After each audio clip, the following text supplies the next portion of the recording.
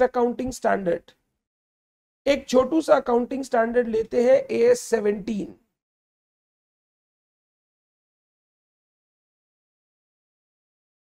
Segment reporting.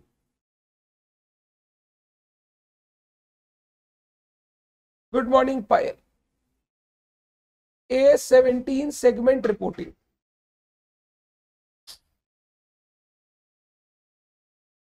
इस accounting standard को revision करने के लिए एक एक पॉइंट बैठ के लर्न करने का जरूरत नहीं है। पहले मैं जिस्ट को रिवाइज करवा देता हूं, फिर हम लोग फटाफट एक एक पॉइंट पढ़ लेते हैं। जो इंपॉर्टेंट है मेरे लिए एग्जाम में, उस पॉइंट को मैं अच्छे से आपको मार्क करवा देता हूं। देखो, इस अकाउंटिंग स्टैंडर्ड से आपको दो टाइप के क्वेश्चन एग्जाम में दिख सकते हैं, दो टाइप के। पहला क्वेश्चन हो गया प्रैक्टिकल क्वेश्चन, जहां पे आपको रिपोर्टेबल सेगमेंट्स आइडेंटिफाई करना पड़ेगा, रिपोर्टेबल सेगमेंट्स आइडेंटिफाई करना पड़ेगा। दूसरा क्वेश्चन हो गया केस स्टडी टाइप का क्वेश्चन, कि बताओ ये different different products different different segment माने जाए कि ना माने जाए, वैसा टाइप का केस स्टडी बेस्ड क्वेश्चन आ सकता है। तो दो टाइप के क्वेश्चन आ सकते हैं, रिपोर्टेबल सेगमेंट आइडेंटिफाई करो, या फिर नंबर 2 आपको क्वेश्चन आ सकता है केस स्टडी बेस्ड, जहां पे बोलेगा बताओ कितने सेगमेंट होने चाहिए, ये अलग अलग सेगमेंट माना जाए कि नहीं माना जाए। इस टाइप के केस स्टडी बेस्ड क्वेश्चन आ सकते हैं। तो इस अकाउंटिंग स्टैंडर्ड को रिवीजन करने का तरीका ये नहीं है कि आप हर चीज लर्न करो। आपको मेन जिस्ट पता होगा ना, आप एग्जाम में अपना आंसर अच्छे से फ्रेम कर पाओगे। आपको अलग से एक एक पॉइंट लर्न करने की जरूरत नहीं है। मैं मेन चीज पर स्टार्ट करता हूं बात, एक एक करके बात करते हैं। सेगमेंट क्या होता है? Segment a distinguishable component of the entity. Distinguishable मतलब जो दूसरे बिजनेस, एक बिजनेस है, बिजनेस में कई सारे प्रोडक्ट्स हो सकते हैं, या बिजनेस कई सारे ज्योग्राफिकल लोकेशन में काम कर सकता है।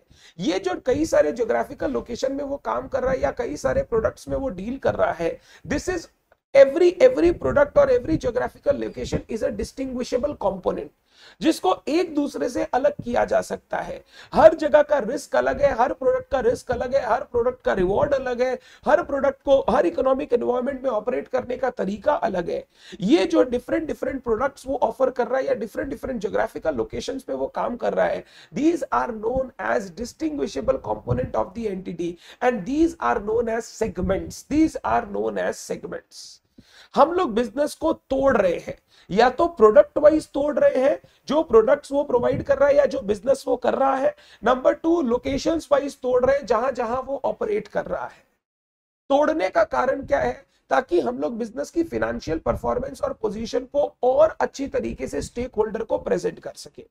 आईटीसी 5 बिजनेस में डील करता है, मान लो होटल हो गया, एफएमसीजी हो गया, स्टेशनरी हो गया, अलग अलग बिजनेस हो गए। ये जो आईटीसी अलग अलग बिजनेस कर रहा है, जब आईटीसी अपना पीएल बैलेंस शीट प्रेजेंट करता है तो पूरी कंपनी का प्रेजेंट करता है। आप उसको देख के बता नहीं पाओगे टोबैको बिजनेस का रेवेन्यू कितना है, टोबैको बिजनेस का प्रॉफिट कितना है, टोबैको बिजनेस में एसेट कितने लगे हुए हैं, होटल का रेवेन्यू कितना, होटल का प्रॉफिट कितना, होटल में एसेट कितने लगे हुए हैं, पीएल बैलेंस शीट देखकर नहीं बता पाओगे। उसके लिए आईटीसी आपको एक नोट्स टू अकाउंट्स में एक सेगमेंट इंफॉर्मेशन प्रोवाइड करता है, जहां वो अपने हर बिजनेस के हिसाब से सेल्स कितना हुआ, प्रॉफिट कितना हुआ, एसेट कितना है, लायबिलिटी कितना है, वो आपको बताता है, so that you can understand ITC का performance and position deep down, digging into each product और ईच ज्योग्राफिकल लोकेशन सेपरेटली। इसको हम लोग बोलते हैं सेगमेंट इंफॉर्मेशन, इसको हम लोग बोलते हैं सेगमेंट रिपोर्टिंग। सेगमेंट दो टाइप के हो सकते हैं, बिजनेस सेगमेंट, ज्योग्राफिकल सेगमेंट। जब बिजनेस का सेगमेंटेशन आप करते हो on the basis of product it provides, वो हो गया बिजनेस सेगमेंट। जब बिजनेस का सेगमेंटेशन आप करते हो on the basis of geographical location it operates, वो हो गया ज्योग्राफिकल सेगमेंट, ज्योग्राफिकल सेगमेंट। तो जब बिजनेस का डिवीजन आप करते हो on the basis of products और सर्विसेज, वो हो गया बिजनेस सेगमेंट। जब बिजनेस का आप कंपोनेंटाइजेशन करते हो या आप सेगमेंटेशन करते हो on the basis of location, उसको हम लोग बोलते हैं ज्योग्राफिकल सेगमेंट, ज्योग्राफिकल सेगमेंट। अब सेगमेंट रिपोर्टिंग में आप जब सेगमेंट्स के बारे में इंफॉर्मेशन डिस्क्लोज करोगे, आपको सबसे पहले आइडेंटिफाई करना पड़ता है रिपोर्टेबल सेगमेंट्स। रिपोर्टेबल सेगमेंट्स वो सेगमेंट्स हो गए जिनकी सेगमेंट इंफॉर्मेशन आप रिपोर्ट करोगे, जिनकी सेगमेंट इंफॉर्मेशन आप रिपोर्ट करोगे in your notes to accounts. ऐसा नहीं है कि बिजनेस अगर आईटीसी 100 टाइप के बिजनेस कर रहा है, जिसमें छोटे छोटे भी बहुत सारे बिजनेस है, तो हर चीज का इंफॉर्मेशन आपको तोड़ तोड़ के देना जरूरी है, ऐसा नहीं है। एक लेवल तक इंफॉर्मेशन स्टेक होल्डर को चाहिए, बट अगर आप और भी ज्यादा डीप में जाओगे तो फिर वो टाइम वेस्ट होगा, वो रेलिवेंट इंफॉर्मेशन उनको मिल नहीं पाएगी। तो वो सेगमेंट्स जिनका रिपोर्टिंग करना जरूरी है या जिनका रिपोर्टिंग होना चाहिए as per rules of AS 17, उनको हम लोग बोलते हैं रिपोर्टेबल सेगमेंट। रिपोर्टेबल सेगमेंट दो टाइप के होते हैं, एक प्राइमरी रिपोर्टिंग, एक सेकेंडरी रिपोर्टिंग। प्राइमरी रिपोर्टिंग होता है उन सेगमेंट्स का जो बिजनेस के लिए बहुत ज्यादा इंपॉर्टेंट है। अगर जो बिजनेस एंटिटी है वो प्रोडक्ट वाइज अपनी मैनेजमेंट करता है अपने बिजनेस की, तो हम लोग बोलते हैं business segment primary, geographical segment secondary. अगर एक बिजनेस एंटिटी है जिसका मैनेजमेंट लोकेशन वाइज होता है, प्रोडक्ट इररिलेवेंट है उनके लिए या प्रोडक्ट सेकेंडरी है, तो उनके लिए geographical location primary and business segment secondary. हो ही सकता है एक बिजनेस एक से ज्यादा प्रोडक्ट्स प्रोवाइड कर रहा हो, एक से ज्यादा ज्योग्राफिकल लोकेशन में ऑपरेट कर रहा हो, तो उनका बिजनेस सेगमेंट भी है, ज्योग्राफिकल सेगमेंट भी है। तो किसको प्राइमरी माने किसको सेकेंडरी माने, वो आपको मानकर उसके बाद रिपोर्टिंग करनी पड़ती है। प्राइमरी रिपोर्टिंग जिसकी भी करोगे उसका रिपोर्टिंग थोड़ा सा डीप होगा, सेकेंडरी रिपोर्टिंग जब करोगे उसका रिपोर्टिंग थोड़ा सा कम होगा, क्योंकि सेकेंडरी रिपोर्टिंग में हम लोग ज्यादा चीजें नहीं बताएंगे, लिमिटेड चीजें बताएंगे बट ऐसा नहीं है कि हर चीज एक एक करके डिस्क्लोज करेंगे, because that takes a lot of time and the information becomes meaningless. अब अगर प्राइमरी रिपोर्टेबल सेगमेंट की बात करूं तो कौन कौन सा सेगमेंट रिपोर्ट करना है, उसके लिए आपको 7 कंडीशन चेक करना पड़ेगा। कितना कंडीशन? 7 कंडीशन, सॉरी 6 कंडीशन आपको चेक करना पड़ेगा, 6 कंडीशन। पहला, सेगमेंट रेवेन्यू। जो उस सेगमेंट का रेवेन्यू है that shall be 10% or more of the total revenue of all the segments। जितने सेगमेंट्स है, आईटीसी का 5 बिजनेस है, वो पांचों बिजनेस का जो टोटल रेवेन्यू है, टोटल रेवेन्यू उसका 10% या ज्यादा एक बिजनेस का रेवेन्यू है, तो हम लोग उस बिजनेस को रिपोर्टेबल सेगमेंट मानेंगे। Revenue criteria. दूसरा, एसेट क्राइटेरिया। अगर उस सेगमेंट का एसेट 10% या 10% से ज्यादा है of the total assets of all the segment, सारे सेगमेंट एसेट्स का 10% या उससे ज्यादा है, तो हम लोग उसको रिपोर्टेबल सेगमेंट मानेंगे। तीसरा, रिजल्ट क्राइटेरिया। अगर उस सेगमेंट का प्रॉफिट या लॉस 10% से 10% या उससे ज्यादा है, किसका 10% या उससे ज्यादा? Higher of profits of all profit making segments, losses of all loss making segment. हम लोग मान लो 5 हमारे पास सेगमेंट है, 3 सेगमेंट प्रॉफिट में है, 2 सेगमेंट लॉस में है। जो सेगमेंट्स प्रॉफिट में है उनके प्रॉफिट को टोटल करो, जो सेगमेंट लॉस में है उनके लॉसेस को टोटल करो।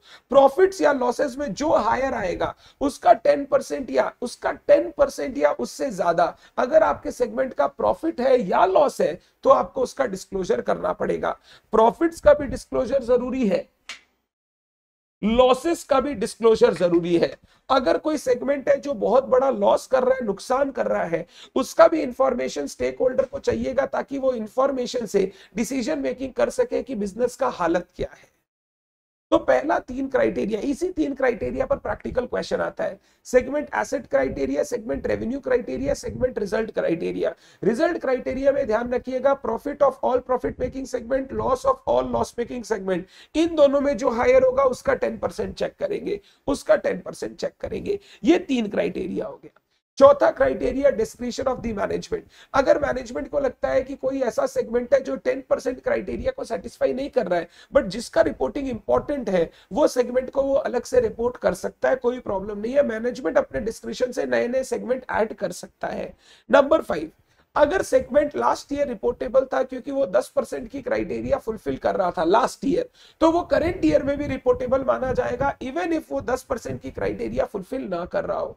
अगर लास्ट ईयर एक सेगमेंट था जिसका revenue 15% of the total segment revenue था, इस साल उसका रेवेन्यू गिर के 9% हो गया, वो सेटिस्फाई नहीं कर रहा है क्राइटेरिया, बट क्योंकि लास्ट ईयर वो सेटिस्फाई किया था, इंपॉर्टेंट सेगमेंट था, इस साल सेल डिप हो गया, तो हम ये नहीं बोलेंगे ये सेगमेंट अब हमारे लिए इंपॉर्टेंट नहीं है, इस साल आपको उसका डिस्क्लोजर करना चाहिए। लास्ट ईयर अगर वो 10% क्राइटेरिया सेटिस्फाई किया, तो करंट ईयर में वो रिपोर्टेबल माना जाएगा, इवन इफ वो करंट ईयर में 10% क्राइटेरिया सेटिस्फाई नहीं किया।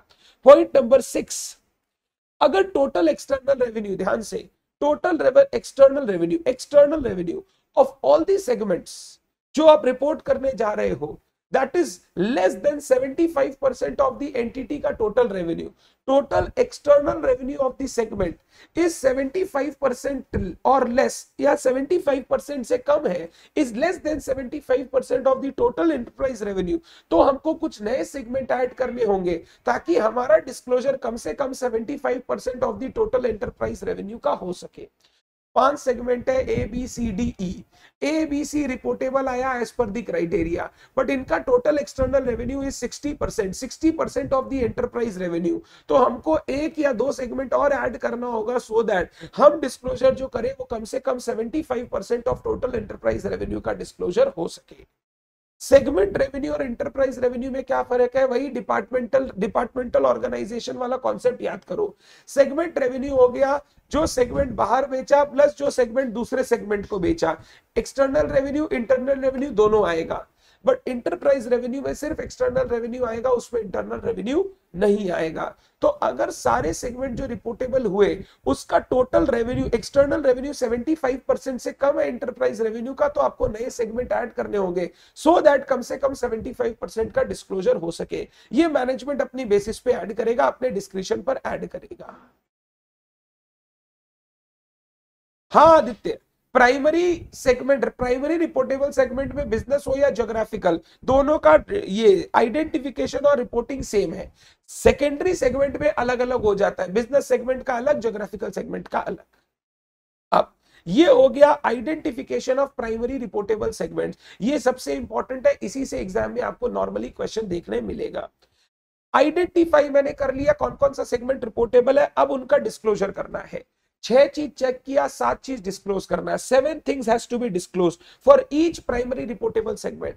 सेगमेंट रेवेन्यू, एक्सटर्नल कितना, इंटर सेगमेंट कितना, सेगमेंट रिजल्ट, प्रॉफिट लॉस कितना, सेगमेंट एसेट्स कितना, सेगमेंट एसेट्स कितना, सेगमेंट का रेवेन्यू, सेगमेंट का result, segment assets, segment liability, segment का लाइबिलिटीज कितना, इस साल कितना कैपिटल एक्सपेंडिचर किया है सेगमेंट, डेप्रिसिएशन अमोर्टाइजेशन एक्सपेंस कितना, और दूसरा सिग्निफिकेंट नॉन कैश एक्सपेंसेस क्या क्या किया है। ये 7 चीज टोटल डिस्क्लोज करना पड़ता है। Segment asset, segment liability, segment revenue, segment result, capital expenditure during the period, depreciation amortisation expense and other significant non cash expense. ये सारा का सारा आपको डिस्क्लोज करना पड़ता है नोट्स टू अकाउंट्स में, डिस्क्लोज करना पड़ता है नोट्स टू अकाउंट्स में। अगर कोई बच्चा ये वाला पॉइंट अच्छे से कर लेता है तो प्रैक्टिकल क्वेश्चन का आपका काम कंप्लीट। एक और छोटा सा पॉइंट है जो प्रैक्टिकल के लिए ध्यान रखना है, अदरवाइज प्रैक्टिकल का आपका काम इसी में कंप्लीट हो जाएगा। वो कौन सा पॉइंट है? सेगमेंट रेवेन्यू, सेगमेंट एसेट में क्या क्या चीज आएगा, क्या क्या चीज नहीं आएगा। कभी कभी प्रैक्टिकल क्वेश्चन में क्या करेगा, आइडेंटिफिकेशन करते समय कुछ ऐसे एसेट दे देगा जो सेगमेंट एसेट पे नहीं आने चाहिए, आपको उनको हटा के फिर 10% चेक करना है। ये हो गया मेरा पहला पार्ट। अब सेकेंडरी रिपोर्टेबल सेगमेंट, अगर आपका बिजनेस सेगमेंट प्राइमरी है तो ज्योग्राफिकल सेगमेंट सेकेंडरी हो जाएगा। अगर आपका ज्योग्राफिकल सेगमेंट प्राइमरी है तो बिजनेस सेकेंडरी हो जाएगा।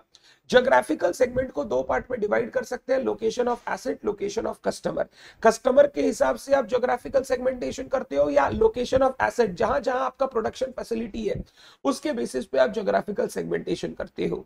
अगर आपका ज्योग्राफिकल सेगमेंट हो रहा है on the basis of location of asset, आपको चेक करना है एसेट क्राइटेरिया। अगर उस सेगमेंट का एसेट 10% या मोर है, 10% या मोर है of the total assets of all the segment, तो उस सेगमेंट को रिपोर्ट करना पड़ेगा। अगर लोकेशन ऑफ एसेट के हिसाब से है तो आपको रिपोर्टिंग करना पड़ेगा एसेट का, कैपिटल एक्सपेंडिचर का, सेगमेंट कितना सेगमेंट एसेट्स का, कैपिटल एक्सपेंडिचर का, और कितना आपका एडिशनल, कितना आपका डेप्रिसिएशन और अमोर्टाइजेशन एक्सपेंस है, उनका डिस्क्लोजर करना पड़ेगा। लोकेशन ऑफ कस्टमर के हिसाब से अगर आप सेगमेंटेशन करते हो तो आपको चेक करना पड़ेगा revenue criteria. If external revenue of the segment is 10% और more of the total enterprise revenue, तो वो रिपोर्टेबल सेगमेंट माना जाएगा। यहां पे सेगमेंट रेवेन्यू नहीं बोला, एक्सटर्नल रेवेन्यू बोला, ध्यान रखिएगा, एक्सटर्नल रेवेन्यू बोला, ध्यान रखिएगा। और अगर बिजनेस सेगमेंट आपका सेकेंडरी है, बिजनेस सेगमेंट, तो दोनों चेक करना पड़ेगा, एसेट क्राइटेरिया और रेवेन्यू क्राइटेरिया। अगर सेगमेंट एसेट 10% और मोर है तो उसका डिस्क्लोजर होगा। अगर एक्सटर्नल रेवेन्यू 10% और मोर है of the total enterprise revenue तो डिस्क्लोजर करना पड़ेगा। दोनों में कोई भी कंडीशन सेटिस्फाई हो जाएगा, आपको उसका सेकेंडरी इंफॉर्मेशन डिस्क्लोज करना पड़ेगा। पहले प्राइमरी में बिजनेस है या ज्योग्राफिकल, वो चेक कर लो। मान लो सर हमारा सिर्फ प्रोडक्ट्स अलग अलग है बट बेचते माल इंडिया में ही है, दूसरा जगह बेचते ही नहीं है सर, तो मेरा ज्योग्राफिकल सेगमेंट है ही नहीं, सिर्फ क्या है, सिर्फ मेरा बिजनेस सेगमेंट है, तो फिर उसका प्राइमरी रिपोर्टिंग कर दो, सेकेंडरी रिपोर्टिंग होगा ही नहीं। बट अगर आपके दोनों सेगमेंट है, बिजनेस और ज्योग्राफिकल, और एक प्राइमरी है दूसरा सेकेंडरी है, तो इसकी इस तरीके से रिपोर्टिंग करनी चाहिए। सेकेंडरी में आइडेंटिफिकेशन भी कम है और डिस्क्लोजर भी कम है। डिस्क्लोजर में ज्योग्राफिकल सेगमेंट में अगर लोकेशन ऑफ एसेट के हिसाब से डिवीजन है तो सेगमेंट एसेट कितना, कैपिटल एक्सपेंडिचर कितना। अगर लोकेशन ऑफ कस्टमर के हिसाब से है तो एक्सटर्नल सेल्स कितना। अगर बिजनेस सेगमेंट आपका सेकेंडरी है तो आपका तीनों चीज डिस्क्लोज करना पड़ेगा, सेगमेंट एसेट, कैपिटल एक्सपेंडिचर और एक्सटर्नल सेल्स कितना है, ये तीनों आपको डिस्क्लोज करना पड़ेगा।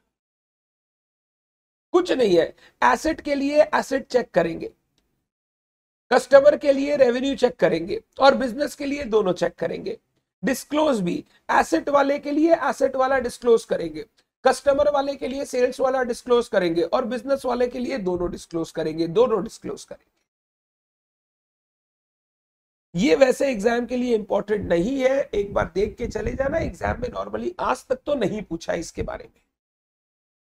इंटरप्राइज रेवेन्यू किसको बोलते हैं? इंटरप्राइज मतलब एंटिटी का रेवेन्यू, पूरे के पूरे एक्सटर्नल कस्टमर को बेच के एंटिटी ने कितना रेवेन्यू इस साल रिकॉग्नाइज किया है, एक्सटर्नल कस्टमर को बेच के, उसको हम लोग बोलते हैं इंटरप्राइज रेवेन्यू। सेगमेंट रेवेन्यू में आ जाएगा एक्सटर्नल सेल्स और inter segment sales. External sales में खुद जो बेचा वो और अलोकेटेड रेवेन्यू भी आ जाएगा। 2, 3, 4 सेगमेंट मिलके कोई माल बेचा है तो उसका रेवेन्यू को अपोर्शन किया जाता है अमंग ऑल दी सेगमेंट्स, तो वो जो अपोर्शन रेवेन्यू है वो भी आएगा, जो खुद बेचा वो भी आएगा, अपोर्शन रेवेन्यू भी आएगा और इंटर सेगमेंट सेल्स भी आएगा, इंटर सेगमेंट सेल्स। बट ध्यान रखना, segment revenue will not include extraordinary item. अगर कोई एक्स्ट्राऑर्डिनरी आइटम है उसको रेवेन्यू में इंक्लूड नहीं करना है। Interest, dividend income, profit on sale of investment, interest, dividend income, profit on sale of investment, ये इन्वेस्टिंग नेचर का इनकम है, ये ऑपरेशन का इनकम नहीं है, तो इसको हम लोग सेगमेंट रेवेन्यू में नहीं लेंगे। हाँ, अगर मेरे सेगमेंट का प्राइमरी काम ही है फाइनेंशियल नेचर का, तो फिर इंटरेस्ट, डिविडेंड, रेवेन्यू और profit on sale of investment को हम लोग इंक्लूड करेंगे। सेगमेंट एक्सपेंसेस में directly attributable expense, allocated expense और इंटर सेगमेंट सेल्स के लिए अगर कोई खर्चा लगा वो सारा कुछ आएगा, तीनों चीज आएगा, जो मैंने खर्चा किया, जो अलोकेटेड एक्सपेंसेस है, और नंबर 3 जो इंटर सेगमेंट सेल पे खर्चा हुआ। बट कुछ खर्चे नहीं आएंगे, जैसे एक्स्ट्राऑर्डिनरी आइटम नहीं आएगा, इंटरेस्ट एक्सपेंस नहीं आएगा, loss on sale of investment, ये तीनों ऊपर भी था, नहीं आएगा, इनकम टैक्स एक्सपेंस नहीं आएगा, जनरल एडमिन और HO expenses which are not related to the operation of segment, ये नहीं आएगा। 5 चीज नहीं आएगा, extraordinary items, interest expenses, loss on sale of investment, income tax expense, general admin overhead, ये सारी चीजें सेगमेंट एक्सपेंस में नहीं आएगा। सर सेगमेंट एक्सपेंस का तो कोई जरूरत ही नहीं था, revenue minus expense segment result, तो सेगमेंट रिजल्ट निकालने के लिए segment revenue minus segment expense आपको करना पड़ेगा, इसके लिए सेगमेंट एक्सपेंस भी आपको बताया जाता है। सेगमेंट एसेट्स में directly attributable asset, allocated asset, जो मेरे पास खुद का एसेट है जो मैं यूज कर रहा हूं और जो सब यूज कर रहे हैं उसमें मेरा अलोकेटेड पोर्शन कितना है।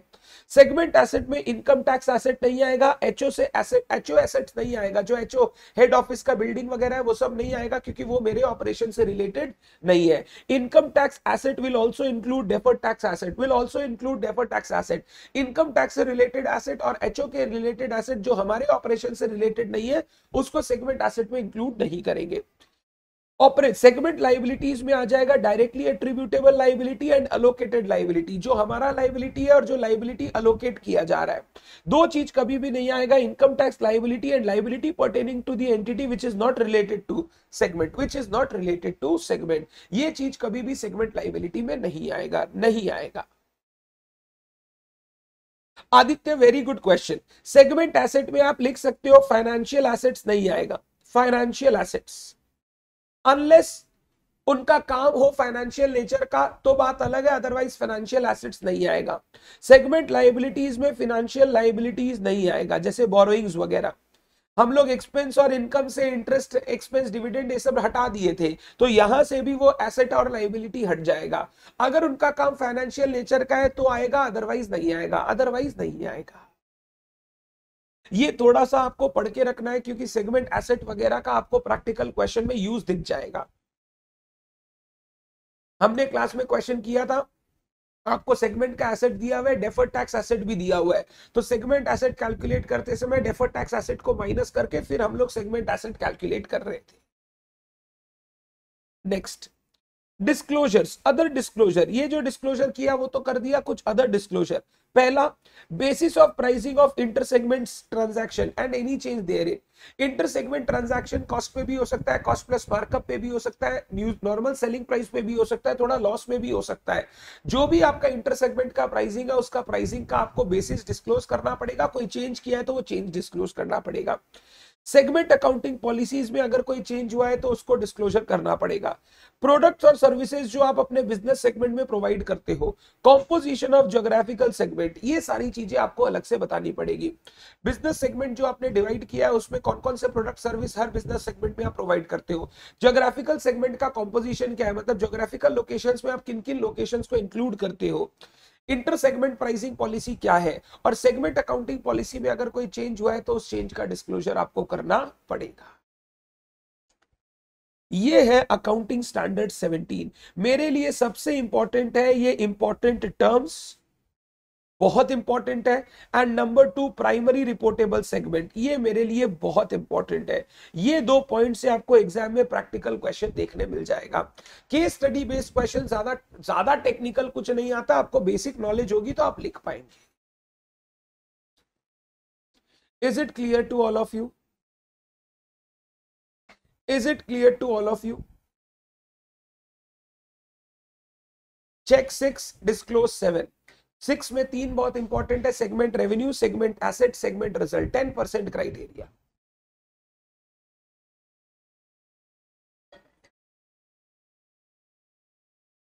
ये बहुत इंपॉर्टेंट है, इसको अच्छे से देख के जाना है। चलिए A17 के क्वेश्चंस में चलते हैं। पहले सारे बच्चे क्वेश्चन नंबर 13 और 14 को करेंगे। 13 और 14 मैं आपको 5 मिनट का समय देता हूं। 13 और 14 आप खुद से ट्राई करो, फटाफट खुद से ट्राई करो, फिर हम लोग 12 को डिस्कस करेंगे। तब तक मैं थोड़ा सा चाय ले लेता हूं।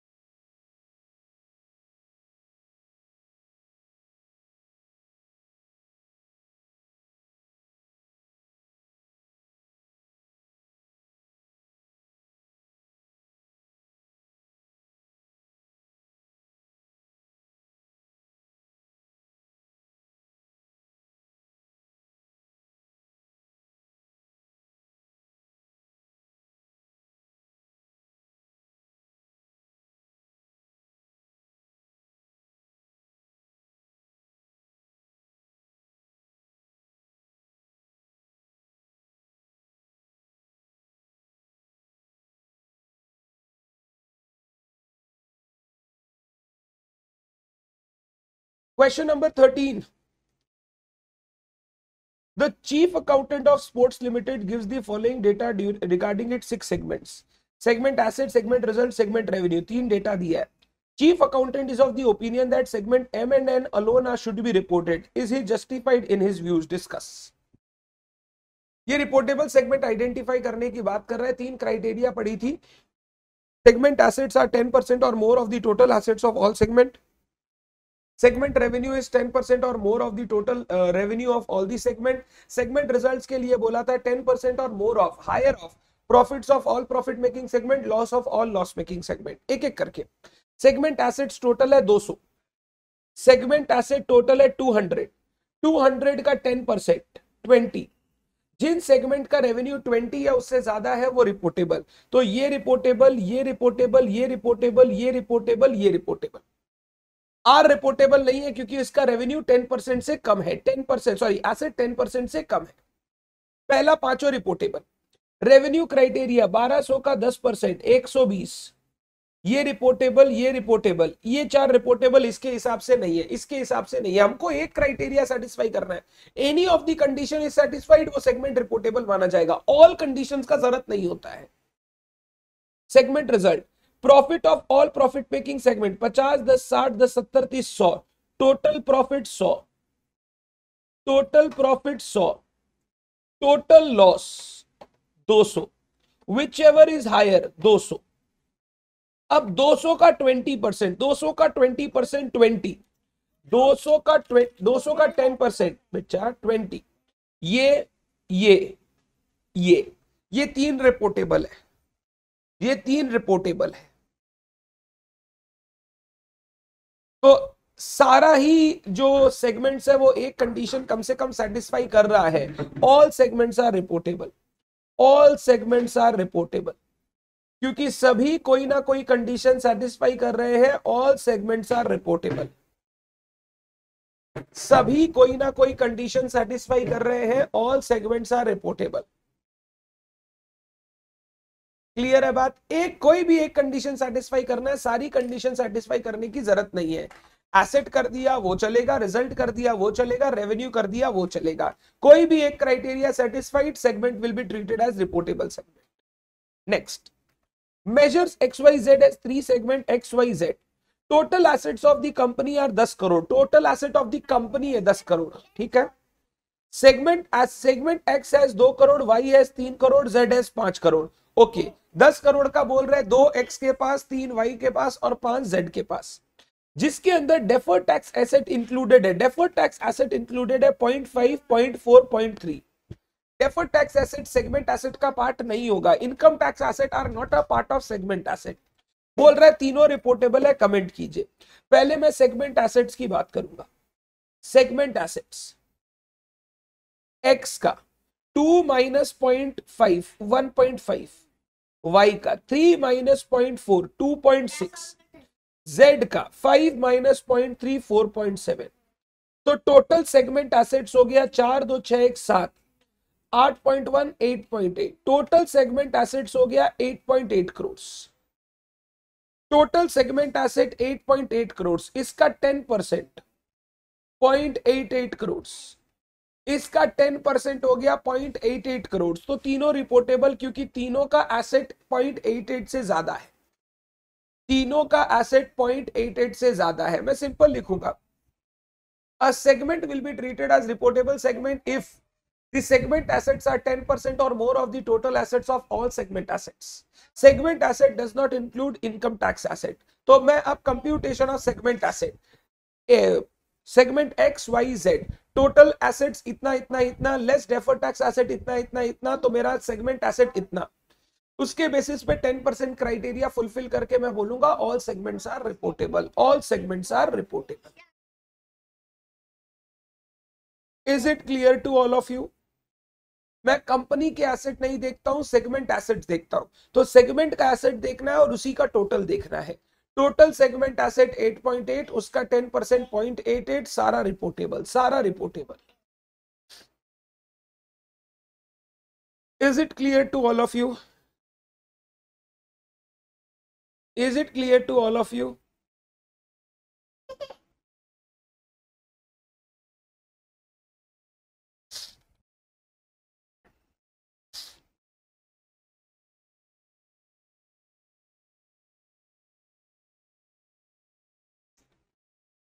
क्लियर।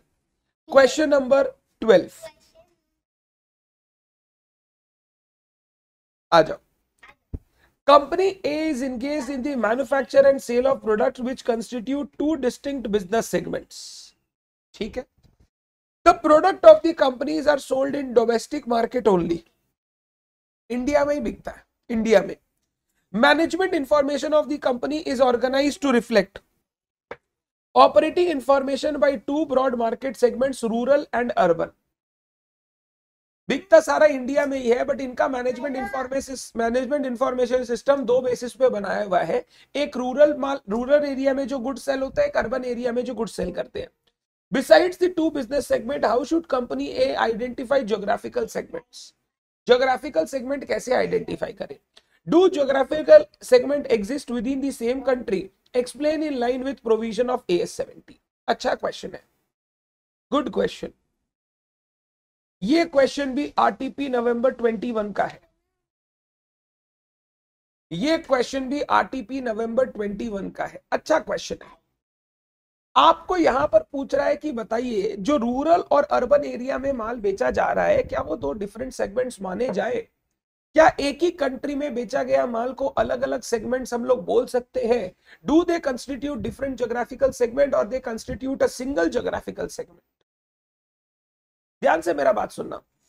सेगमेंट को identify, geographical segment, business segments को आइडेंटिफाई करने के लिए हम लोग ना इंटरनल मैनेजमेंट स्ट्रक्चर को सबसे पहले चेक करते हैं कि ये जो बिजनेस मैनेज हो रहा है ये किस बेसिस पे मैनेज हो रहा है, कैसे मैनेजमेंट के अंदर इंफॉर्मेशन का फ्लो हो रहा है, मैनेजमेंट कैसे बिजनेस को मैनेज कर रहा है, ये सारी चीज देखना जरूरी है। और इसके साथ साथ देखना जरूरी है क्या उन डिफरेंट ज्योग्राफिकल लोकेशंस का रिस्क और रिवॉर्ड अलग अलग है या नहीं। अगर अर्बन एरिया में हम लोग माल अलग प्राइसिंग पॉलिसी के हिसाब से बेच पा रहे हैं, हमारा क्रेडिट पॉलिसीज अलग है, रूरल एरिया में हमारा प्राइसिंग पॉलिसी अलग है, क्रेडिट पॉलिसी अलग है, इन दैट केस इन दोनों मार्केट का रिस्क और रिवॉर्ड जो है वो डिफरेंट है to the entity. If the risk and rewards are different then they shall be identified as two different geographical segments. ऐसा नहीं बोल सकते कि सर दोनों ही तो इंडिया में है, एक ही कंट्री है, इकोनॉमिक एनवायरनमेंट डिफरेंट, थोड़ी अलग अलग सेगमेंट थोड़ी मानेंगे। ऐसा नहीं है, कभी ऐसा नहीं बोला। दो अलग अलग कंट्री होगा तो ही उसको ज्योग्राफिकल सेगमेंट बोलेंगे। ज्योग्राफिकल सेगमेंट बोलेंगे वो दो मार्केट जहां पर आपका रिस्क और रिवॉर्ड एक दूसरे से अलग अलग है। Segment is the distinguishable component having risk reward different from other segments. तो अगर एंटिटी को लगता है कि रूरल और अर्बन एरिया का आपका रिस्क और रिवॉर्ड अलग अलग है, एंटिटी का मैनेजमेंट इंफॉर्मेशन सिस्टम ऐसे बना हुआ है कि वो रूरल अर्बन के बेसिस पे प्रॉपरली सेग्रीगेटेड रिपोर्टिंग करता है, जैसे यहां पर मेरे को देख के लग रहा है कि मैनेजमेंट का इंफॉर्मेशन सिस्टम इसी तरीके से बना हुआ है कि वो दोनों मार्केट सेगमेंट का अलग अलग इंफॉर्मेशन निकालता है, प्रोवाइड करता है, उसके बेसिस पे डिसीजन मेकिंग होता है। तो उसको दो अलग अलग सेगमेंट आइडेंटिफाई किया जा सकता है। एक कंट्री में होना does not make it different कि ये अलग अलग सेगमेंट्स नहीं हो सकते।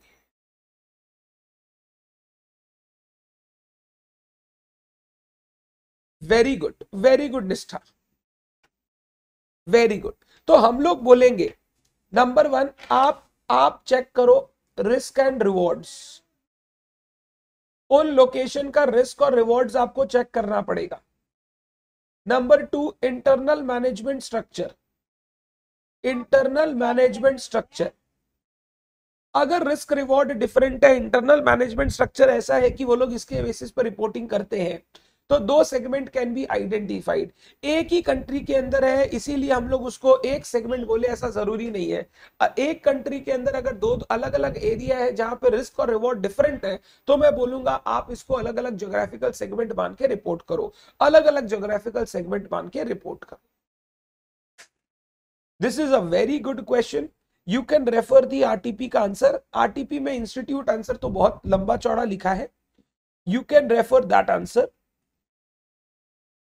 एक सेकेंड, नहीं नवंबर 21 में नहीं है, सॉरी, ये शायद लेटेस्ट आरटीपी में है, ये मई 22 में है शायद। एक सेकेंड रुक जाओ।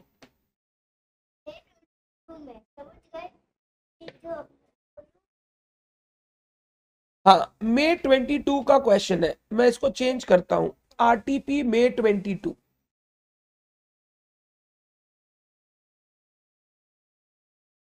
RTP May 22. Let us read the answer once. आप रीड करो इस आंसर को. ये बहुत कुछ लिखा है, ऐसा जरूरी नहीं है कि आपको एक एक लाइन इसी का लर्न करके लिखना पड़ेगा. आपको जिस समझ में आना चाहिए. Please read the answer carefully.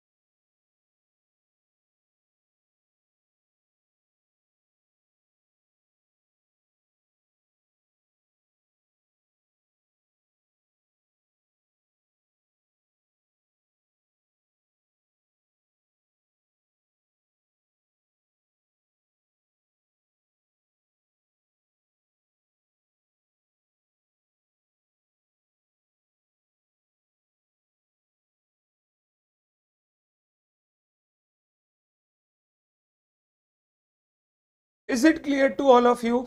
This is a good question. जरूर इसको प्रॉपरली देख लीजिएगा. हम लोग यही बोलेंगे, सेगमेंट का आइडेंटिफिकेशन होता है on the basis of risk and rewards. अगर आपको लगता है दो डिफरेंट एरियाज का रिस्क और reward is different from one another, तो फिर हम लोग उनको दो ज्योग्राफिकल सेगमेंट बोल सकते हैं, even if they are within the same country और सेम रीजन. उससे फर्क नहीं पड़ता. The main thing is risk और रिवॉर्ड सब्सटैंशियली डिफर करता है, तो वो दो डिफरेंट सेगमेंट मान सकते हैं. Is it clear to all of you?